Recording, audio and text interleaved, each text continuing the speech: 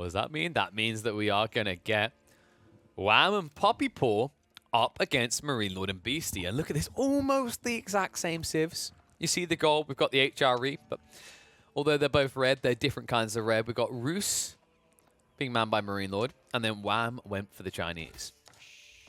I think this kind of fits their playstyles a little bit. Like, this is more kind of thing. I feel like a lot of the time you're going to see Marine Lord pick Roos. He quite likes them. We even saw him manage to beat Beastie on 4 lakes with them in the tournament up against Beastie's signature HRE.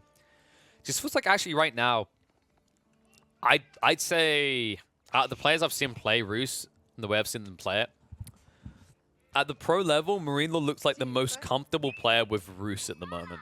And I think that's a very fair, like a very reasonable, fair statement to make. So not surprised that he keeps whipping them out in the team games. We see him practicing them in the 3v3s as well as now the 2v2s.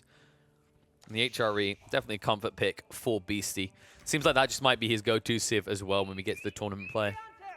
The most I might expect him to kind of lean very hard into the Ottomans regularly, but we'll probably see some flexibility. I haven't seen what the format is going to be for the team tournament exactly, but I imagine it's going to need flexibility anyway. Oh yeah, I forgot about this with worst version of 4 lakes. I mean, it is. I think most people preferred the other 4 lakes. You get the berry patches spawn right next to your TC. In fact, I'm kind of curious in chat. Like, what do you think, guys? Did you like Road to Wallow 4 lakes, or do you prefer was it 4 ponds or something? Was it called Forest Ponds? Forest Ponds, which is basically 4 lakes. Because I think the big issue I take with this map is just the wood. The wood is very weird. Maybe if there's like a longer wood line to the side of your base here, it would feel kind of better. But the current format, it also feels like because they made the lake area so much smaller, it's a lot easier to wall in and play safe on your own shoreline, which I don't like because I think it prevents active gameplay, right? Because it gives people a soft setback point that can't be interrupted. If you think about the size of this, like usually, so what, we've got the edge of the map here.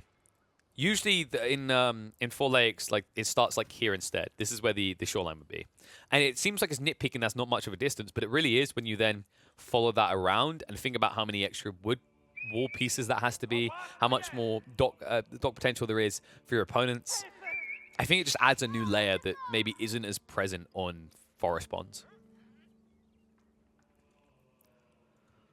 Let's see. Another interesting thing is actually HRE probably feel quite weak on this map because of the tree lines, right? Unless you want to drop an arc in really deep, far away from your starting TC, which especially in 1v1s, I don't think is going to happen often.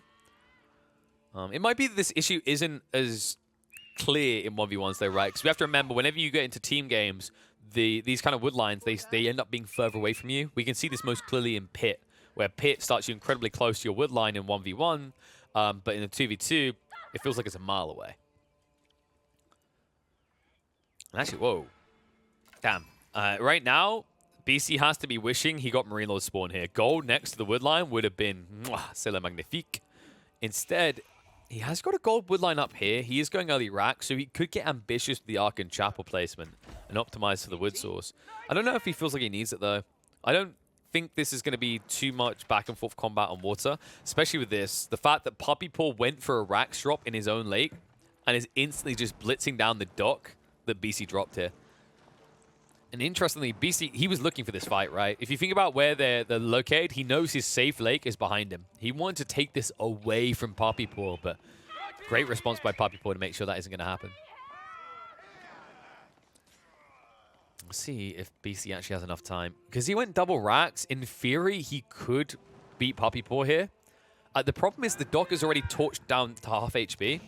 You're running out of time, so you have to fight soon. And it looks like Puppy Paw bought more time by pulling the scout south side away from the torching. And yeah, we will see more spears prepped. Oh, Puppy. This is crafty. So Puppy Paw, he's intentionally kept half of his army out of vision so that BC would keep investing and think that he could take this fight. And now that he's going to realize he's outnumbered, he's going to have to double down on spears to just keep this going.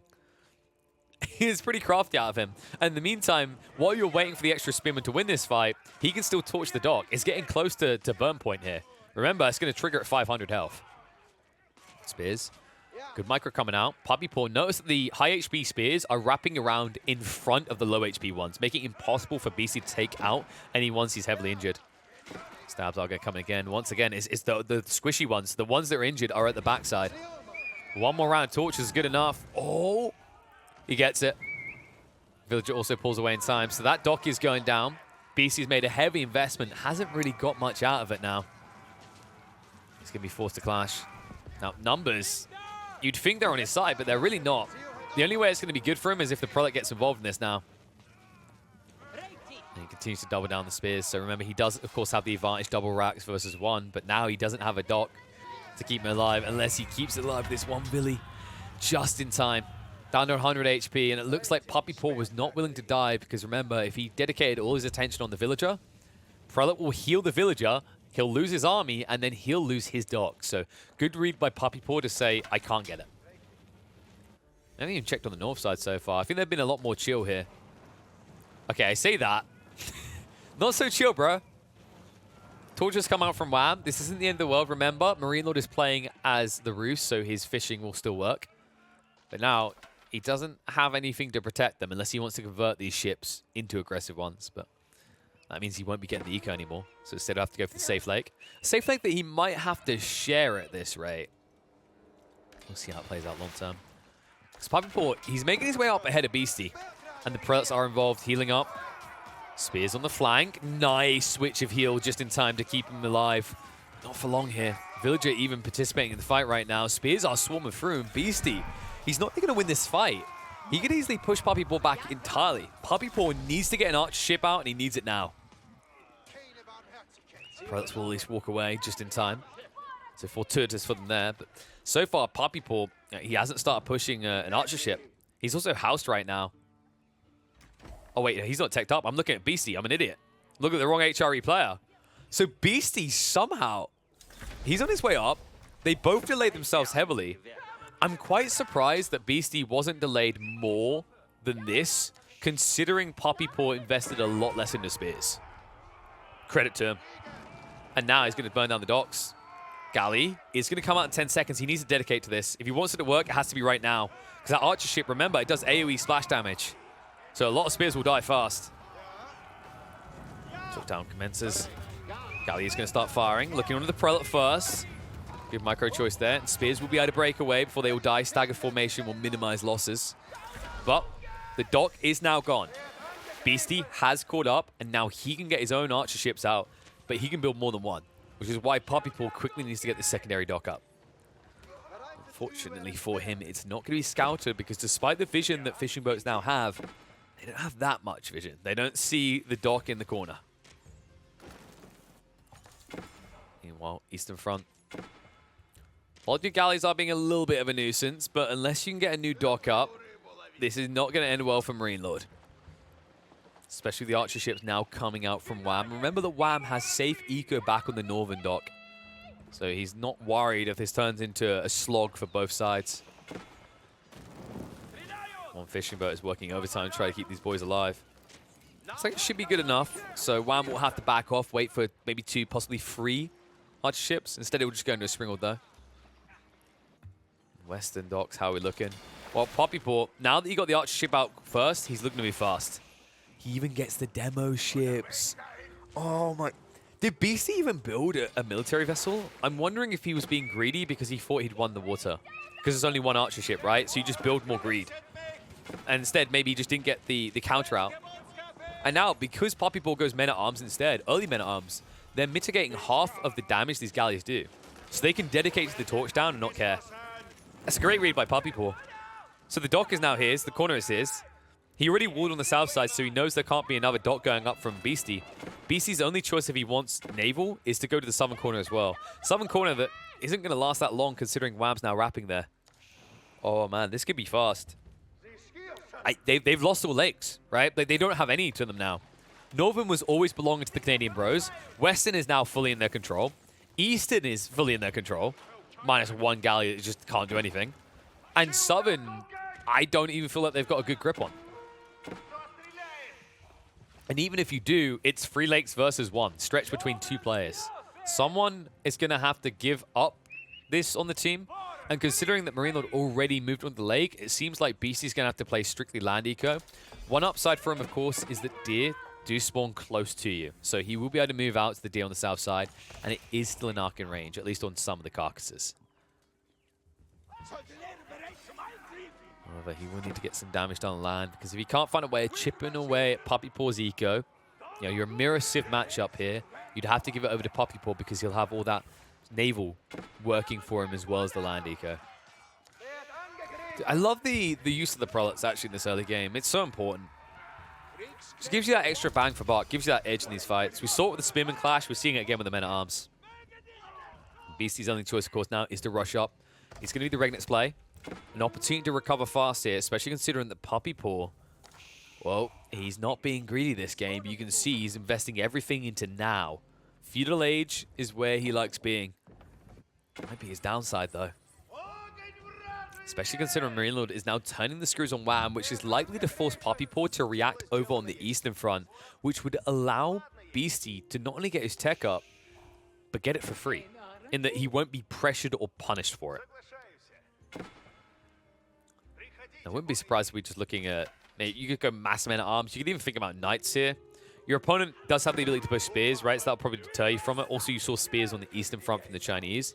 So just massing Men-at-Arms is the go-to play. Because now, if Puppy Paw can't catch up, your Men-at-Arms get maces. They win against everything that your opponents have. There's the bad news for the Canadians. See what Puppy Paw wants to do. It looks like Wham was the one being greedy. He wants to tech up the Chinese. Problem is this army is already in position. It's going to punish you for this. And I think maybe there's an issue that Wham made this a bit obvious, considering he doesn't really have an army to defend with. In fact, now, Marine Lord could just wrap around. He doesn't have to stop here. He could easily just breach the back line and go after Puppy Paw's eco. Because a Chinese player reaching castle edge can be cool, but I think the HRE player is more important here in these comps. He's going to be building the Imperial Palace, so doesn't care about Nesta B's potential, just wants to have that vision wide so there's no sneak around from these Knights. He'll always be able to call out any flank attack from Marine Lord. With Rams being built, I mean, I'm worried that once he gets his tech up, what's he going to be able to build? Looks like he is going to be prepped for some Palace Guards, so not the end of the world for him. But I am worried about what's coming on the north, on the west side, rather, to the north here. His Men-at-Arms are juiced up. Puppy Paw, he's still not teching up. Folks, he's just full all in right now. I don't feel like he's really got much from it. Early Men-at-Arms do not want this fight, ever. He mass spears. He's got prelates on the front line as well. I'm wondering where he lost out on. Maybe the Archon? Because the difference is like the Archon was covering some food source, right? Which boosted Beastie short term, but means he doesn't have long-term fish. So that was the trade-off, and now he has to go farms, which will slow him down now. But he's at least made the tech up, and maybe the advantage of what Beastie gets out of this is, sure, now he has to switch farms, but in the meantime, because he reached Castle Age, he's able to grab relics. And those relics are going to offset the loss of water for him. He's already got one bank, probably two more on the way home. By the time Puppy Paw makes his way up, he's probably going to have his 2 safe relics at home available, and that'll be it. In fact, he might not even have that, because look who's coming, Beastie. He's on a little yoinksy doodle over here. And funnily enough, the archer ships are in the wrong position to even stop this. So it will be a smooth criminal moment for Beastie as he will make his way away with the goodies. And this was intentional, by the way. He pulled all his Men-at-Arms into the wood line, which delayed Puppy Paw, but then also made sure they weren't guarding western flank for this relic grab. Just love that 1-2 punch out of Beastie. And now Beastie, does he see this? Yeah, so he's scouted out. He knows it's the Burgrave play. And Wham, wow, Wham just gives up. Because while we were talking about this, we neglected to pay attention to how many rams were in the base. Wham got rammed into oblivion, and Puppy Paw will not be far behind him. A good 1-2 tap. Great skirmishes on the west side, and great dominance by Marine Lord in his one-on-one as well. Just able to finesse and be one step ahead of the Chinese, even when they had all of that safe water eco behind their base.